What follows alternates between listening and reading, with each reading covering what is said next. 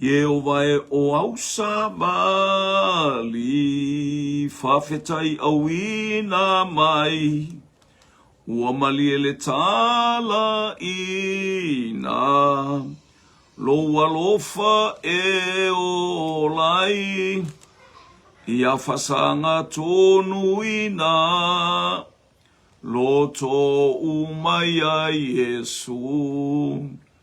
Le ua whaile sauninga,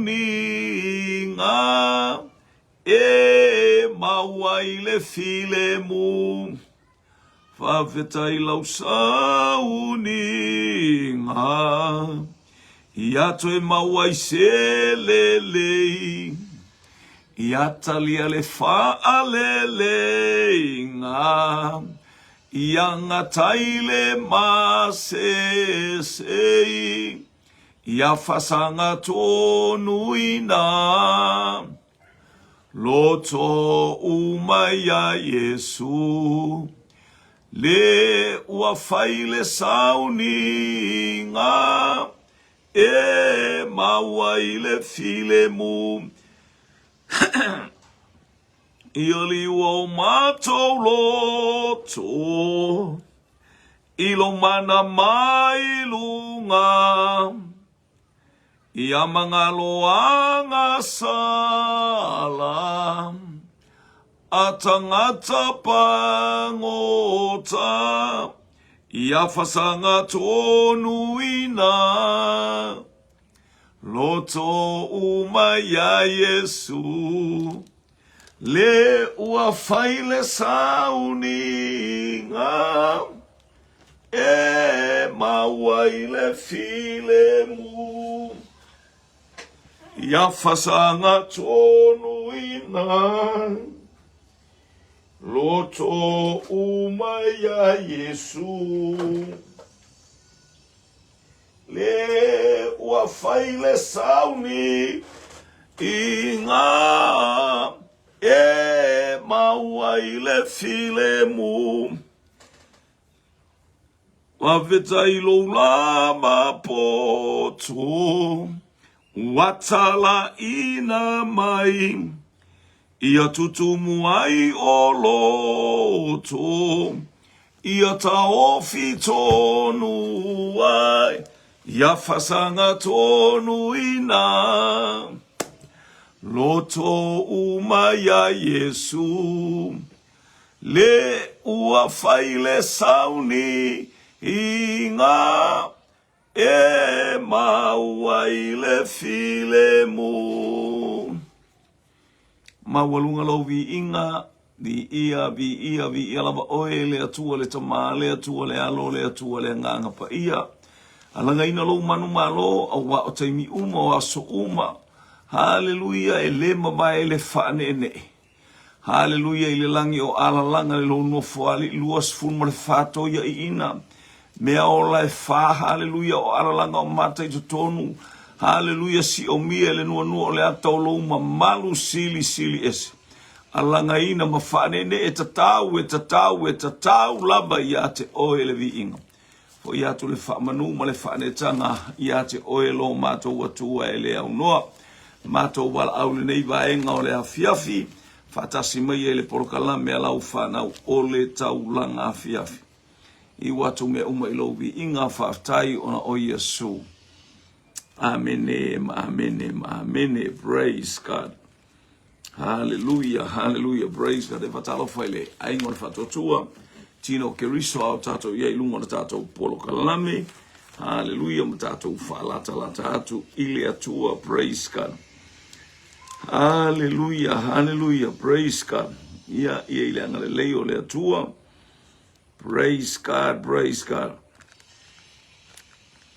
Ile swafa maloloto lau telo i Yesu ke riso fatalo fo upenga tafa ilangi ia maso se vaenga o fo na maua maila tatou polo kalame. Hallelujah, praise God. Hallelujah, praise God. Ia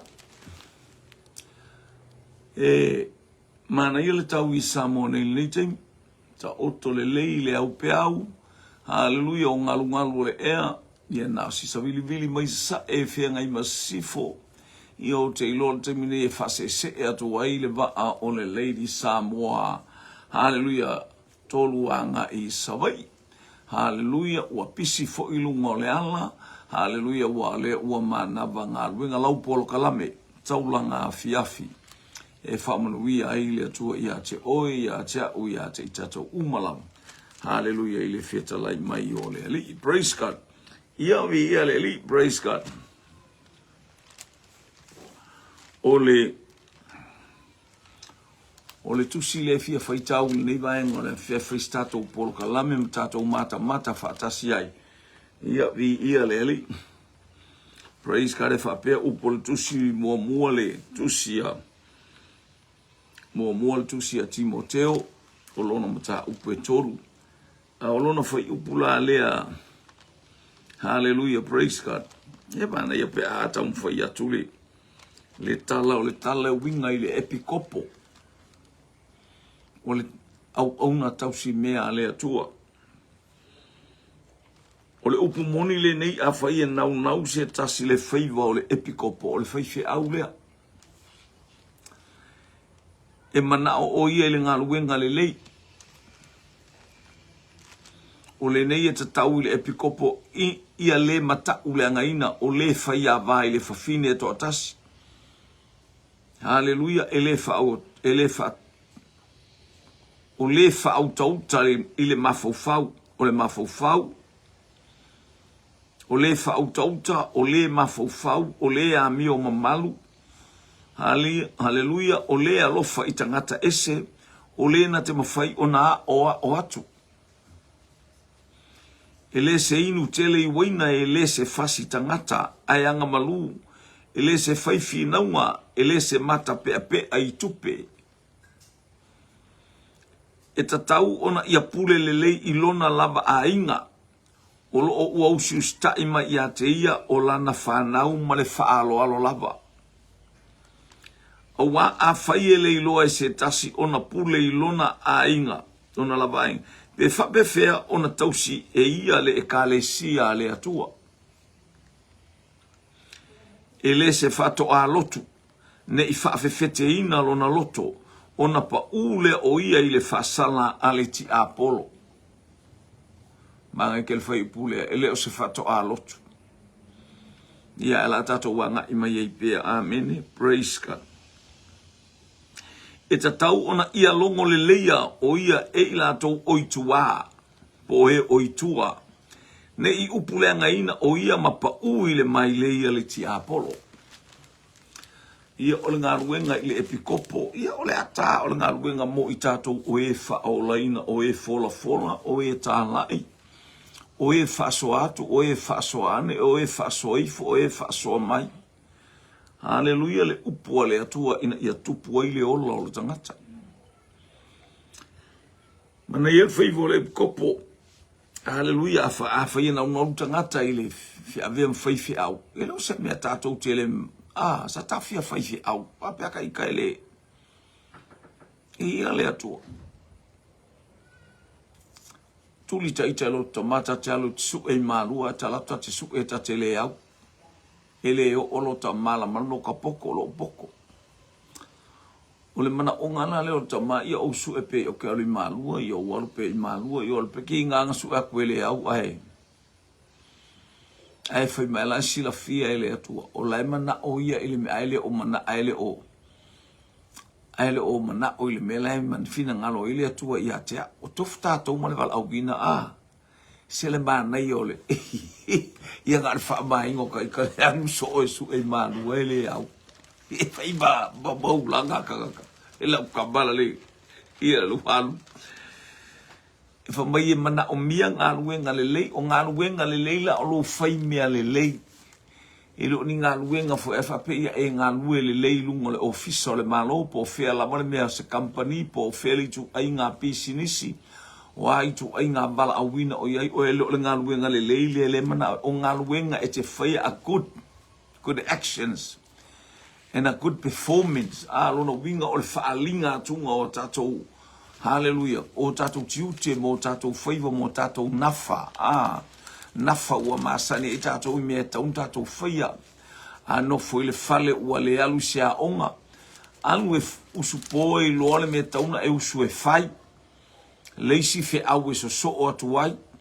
Haleluia, a fai o le tau le lea lona winga la ufaasanga atu utae ba aile maumanga e alu ma le wha moe moe wa le o yeile me fa yeile me ai o le tae au le ngalue ilo uto o lua iyo e whape na foi ngā luenga le fa ia ngā luenga le ia tea uia te oe le tangata o le mana o e te taulu whai ma epikopo i le tato wai o le mele le piki mai e au mai ai e le atua ngā luenga le pei o Elisaia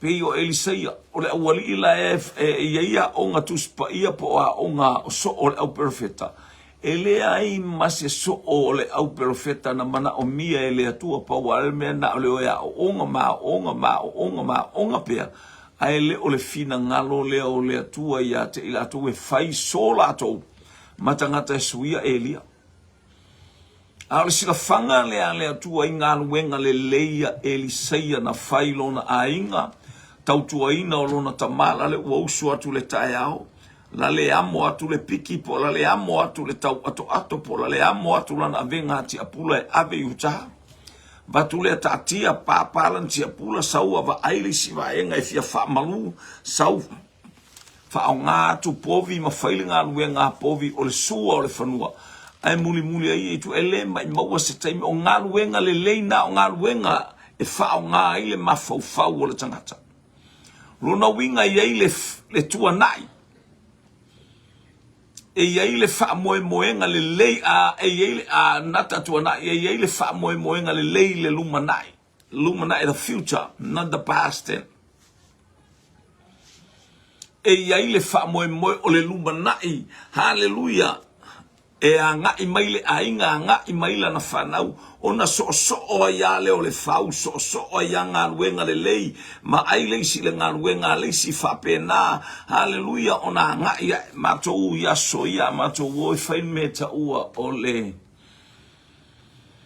hallelujah o mea nai ave e la watu le niu a matou watu lai whai e la utomale la ungo le niu atu ua lea o mai abatu niu ia i uta ta ifa atu ta ivalu atu ia matauri o mea iyo ia na mato wole i uta ma ave ia mato wole ma utua fine ma uso le nofu mai ne mato ainga mato wo ma ave a fai avatu ati o tango to ina o masei se ta ale o le niu o le mea na fa ale tumu o le niu mo masei o le mea na ai lo papa tua ma mea na e fai ia alua fina unga male lapa na mo ngā luenga le lei ngā luenga na amato e titilo i o matua e so o atu ai to tole ti apula fai le lafo hallelujah uma vele o le taimi e vele ai hallelujah to e so o atu ngā luenga le lei